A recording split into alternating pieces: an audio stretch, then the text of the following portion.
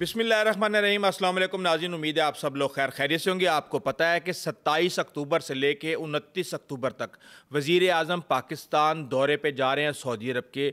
लेकिन मैं आपको बताने जा रहा हूँ कि पाकिस्तान कितनी अपनी फ़ोर्स की इंस्टॉलमेंट करने जा रहा है। वहाँ पे कौन कौन सी ब्रिगेड, कितने जर्नल्स, कितनी फ़िज़ाइया, कितनी बहरिया वहाँ पे जा रही है, और उसके बदले में पाकिस्तान को बिलियंस ऑफ डॉलर की जो इन्वेस्टमेंट है वो कहाँ कहाँ पे मिलने जा रही है। बहुत सी चीज़ें हैं जो कि आ चुकी हैं। इसके साथ ही मैं आपको बता दूं कि भारत अपनी फ़िज़ाइया और बर्री फ़ौज को आजमा चुका है, लेकिन नेवी जो है उसको अब आजमाने का वक्त आ चुका है। और हम ये देख रहे हैं कि नेवी के मैदान पे इस वक्त महाज गर्म हो चुका है। किस तरह पाकिस्तान की तैयारियां की जा रही हैं और इस वक्त वहाँ पे क्या सूरत हाल है। लेकिन मामला इतना सादा नहीं है।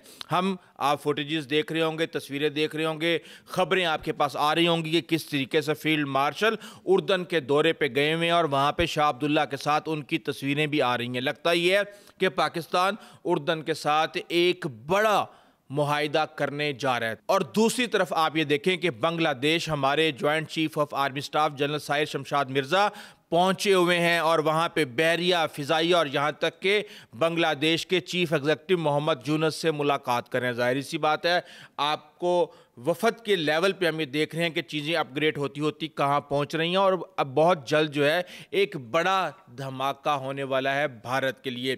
इसके साथ ही हम ये देख रहे हैं कि मार्को रूबियो ने जो स्टेटमेंट दिया है, बड़ों बड़ों के कान खड़े हो गए हैं कि हम पाकिस्तान के साथ जो स्ट्रेटेजिक अहदाफ हैं उनको बढ़ाने के मुंतज़िर हैं, और पाकिस्तान से ताल्लुकात बढ़ाना अमेरिका की इस वक्त सफारती अहदाफ में शामिल है। ये सुपर पावर इस वक्त कह रही है, इसका मतलब क्या है। और इसके साथ ही ट्रंप ईस्ट एशिया के दौरे पे आ चुके हैं। मलेशिया के अंदर उन्होंने थाईलैंड और कंबोडिया के मुआहदे करवा दिए हैं, साइन करवा दिए हैं। और इसके साथ ही हम ये देख रहे हैं कि यहाँ पर अगला जो पूरा हफ्ता यहाँ पे वो मौजूद हैं, बहुत बड़ी बड़ी डेवलपमेंट्स होने जा रही हैं। कहा यह जा रहा है कि शायद वो नॉर्थ कोरिया के जो सरबराह हैं किम जोंग इन, उनसे मुलाकात करें। उन्होंने बयान भी दिया है कि उनके पास बहुत जौहरी हथियार है। इसके साथ ही चीन के ऊपर नज़र लगाए बैठे हुए हैं ट्रंप के, किस तरीके से जो तिजारत के मामलात हैं, जो इस वक्त ट्रेड वार चल रही है, उसको फिक्स कैसे करना है।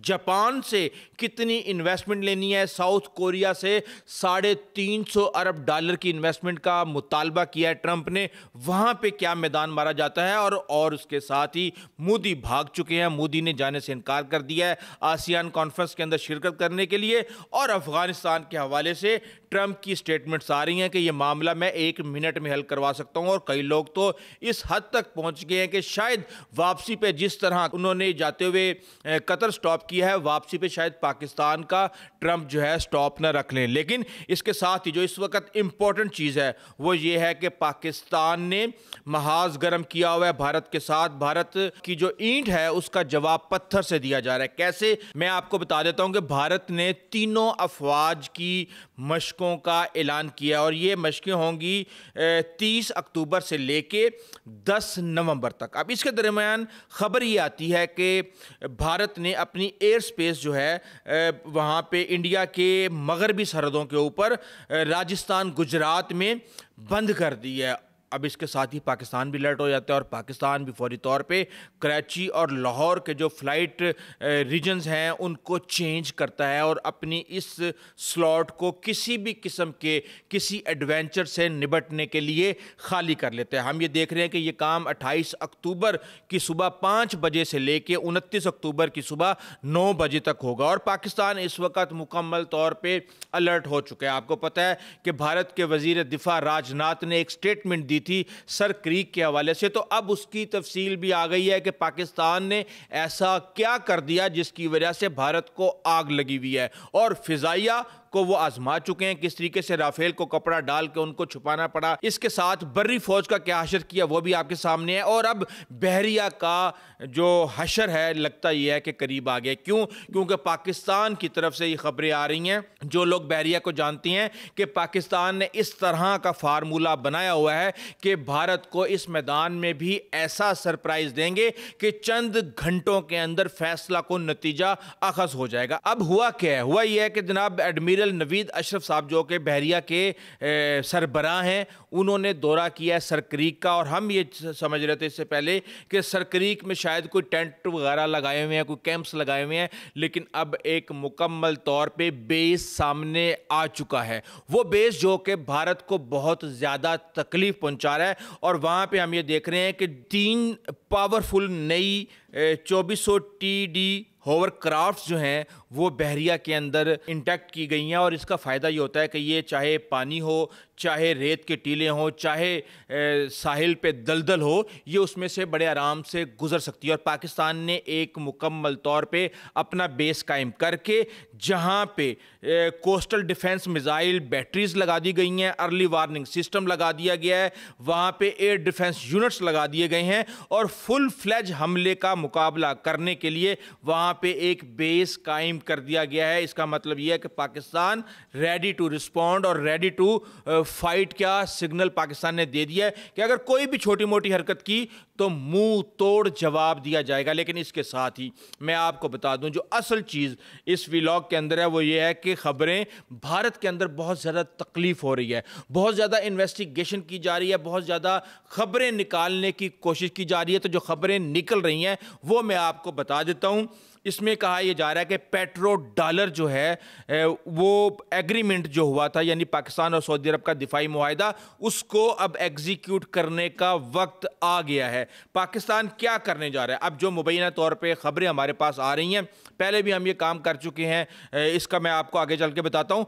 तो पाकिस्तान वहाँ पे आर्मड, अटरली, इन्फेंट्री और रॉकेट यूनिट्स पर मुश्तमिल 4 ब्रिगेड्स जो है वो वहाँ पे तैनात करने जा रहा है। फ़ज़ाइया के 2 स्क्वाडन होंगे, एक स्क्वाडन के अंदर 17 से 18 तैयारे होते हैं। इसके साथ ही 2 बहरी बेड़े वहाँ पे होंगे पाकिस्तान के, और इसके साथ साथ मजमूई तौर पे 25,000 फौजी, 1 lieutenant general, 2 major general, 8 brigadier, और इसके साथ ही पाकिस्तानी फ़िज़ाइया बहरिया, ये जो सऊदी अरब है और जो इनके हम मनसब होंगे उनके साथ मुश्तरका ऑपरेशंस करेंगे, तरबियती प्रोग्राम करेंगे, फ़ौजी मशक़ें करेंगे। और इसके साथ ही पाकिस्तान सऊदी अरब के अंदर जो उनकी रॉकेट फोर्स है उसका ढांचा बनाने में मदद फराहम करेगा।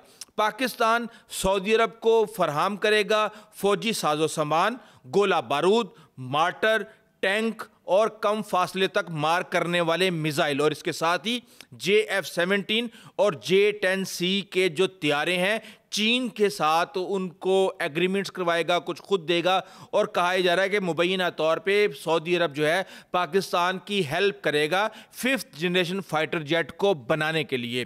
तो अब आप कह सकते हैं मुबैना तौर पे कि अगर 2 स्क्वाड्रन जा रहे हैं तो शायद पाकिस्तान एक JF-17 थंडर और एक चाइना से J-10C या किसी भी तरीके से किसी और नस्ल के तैयारों पर मबनी जो फ्लीट या स्क्वाड्रन है वो वहाँ पे भेज दे। और इसके बदले में पाकिस्तान को क्या मिलने जा रहा है, ये बहुत ही अहम है। $10 बिलियन की कहा जा रहा है कि दिफाई शोबों के अंदर, सिक्योरिटी के शोबों के अंदर सरमायाकारी की जाएगी, इंफ्रास्ट्रक्चर में सरमायाकारी की जाएगी, मुईशत, कानकुनी और तवानाई के शोबों के अंदर सरमायाकारी जो है करने जा रहे हैं। और सारी की सारी चीज़ों का मकसद ये है कि मुस्तकबिल में पाकिस्तान को किसी भी किस्म के मुआशी अदम इस्तेकाम से बचाया जा सके। इसके साथ पाकिस्तान को सफारती सपोर्ट मिलेगी, चाहे अफगानिस्तान हो या इस तरह के दीगर ममालिक हों जिनसे पाकिस्तान लड़ना ना चाहता हो, उनसे ताल्लुकात को बेहतर करवाने या सालसी का किरदार अदा करने के हवाले से या दीगर अपनी जो सफारती ताकत है उसको इस्तेमाल करने के लिए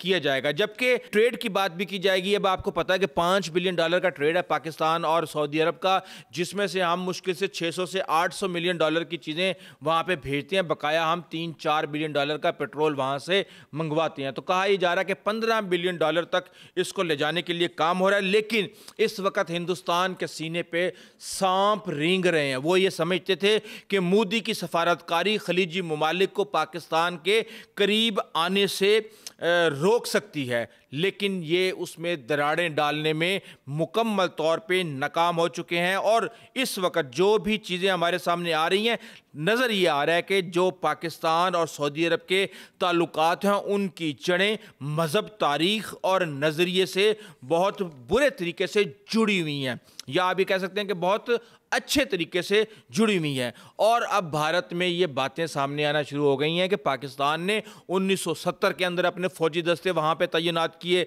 1979 में वहाँ पे पाकिस्तान ने 2 मुकद्दस मुकामात की सिक्योरिटी के लिए अपने SSG वहाँ पे भेजे।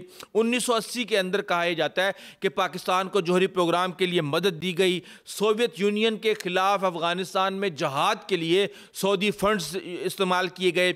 1982 के अंदर सिक्योरिटी के ऊपर 2 तरफा मुआहिदा किया गया और इस समेत बेतहाशा है, यहाँ तक कि 90 की दिहाई के अंदर जब खलीज फारस के अंदर जंग हो रही थी तो पाकिस्तान ने मक्का और मदीना की हिफाजत के लिए अपनी फोर्स वहाँ पे भेजी थी, जो कि पाकिस्तानी बड़े ही फ़ख्र से करते हैं। इसके साथ साथ हम ये देख रहे हैं कि भारत बहुत बुरे तरीके से फंस चुका है। भारत फंस चुका है चीन, रूस और अमेरिका के दरमियान ताल्लुकात के हवाले से। भारत फंस चुका है ईरान और इसराइल के मामलात के अंदर। उसको समझ नहीं आ रहा कि हमने करना क्या है, लेकिन दूसरी तरफ पाकिस्तान अल्हम्दुलिल्लाह सब कुछ कर रहा है। अब आपको पता गॉसिप्स बहुत ज़्यादा आती हैं और एक गॉसिप ये आई कि जब रूस में सरबराही इजलास हो रहा था तो वहाँ पे पाकिस्तानी सीनियर सिक्योरिटी हुकाम और जो हिंदुस्तानी इंटेलिजेंस के लोग हैं वहाँ पे कुछ उनकी आपस में कुछ इस तरह का मुकालमा हुआ। तो पाकिस्तान की तरफ से ये इशारा दिया गया मुबैना तौर पे कि हमें जो सऊदी फौजी हैं उनकी हमें ज़रूरत नहीं है लड़ने के लिए तुमसे, हमें जो ज़रूरत होगी वो फंड्स की ज़रूरत होगी और इसके अलावा वो फंड्स जो कि अमेरिका, चीन या दीगर से टेक्नोलॉजी और हथियार खरीदने के लिए इस्तेमाल हो सकते हैं या किसी भी बड़ी जंग की तैयारी के लिए इस्तेमाल हो सकते हैं, हमारी ज़रूरत सिर्फ और सिर्फ वो है। और इसके साथ ही और पाकिस्तान सफारती फ़ायदा उठाएगा। तो ये सारी की सारी चीज़ें जो इस वक्त सामने आ रही हैं, बहरहाल पाकिस्तान ने अभी तक ऑफिशियली सरकारी सतह पे किसी भी किस्म की कोई इन्फॉर्मेशन लीक नहीं की, लेकिन भारत जो है वहाँ पे इसको खुरेदने की कोशिश की जा रही है और उसमें इस तरह की इन्फॉर्मेशन आ रही हैं। ये वो इन्फॉर्मेशन हैं जो कि माजी के जो पाकिस्तान और सऊदी अरब के दरमियान मुआहदे हैं या पाकिस्तान जो कुछ भी कर चुका है उससे अखज़ करने की कोशिश की जा रही है कि क्या हो सकता है और क्या नहीं हो सकता। बहरहाल ये सारी की सारी इन्फॉर्मेशन मैंने आपके सामने रख दी है। ये एक हकीकत है और चीज़ें बड़ी तेज़ी के साथ मूव कर रही हैं और पाकिस्तान उससे ज़्यादा तेज़ी के साथ खित्ते के अंदर अपने आप को मजबूत करने, स्ट्रेटजिकली फ़ौजी मैदान के अंदर हर लिहाज से भाग दौड़ कर रहा है। अल्लाह ताला पाकिस्तान और उसकी आवाम का हामी नासिर हो। अभी तक के लिए इतना ही, आइंदा तक इजाज़त दीजिए। अल्लाह हाफ़िज़।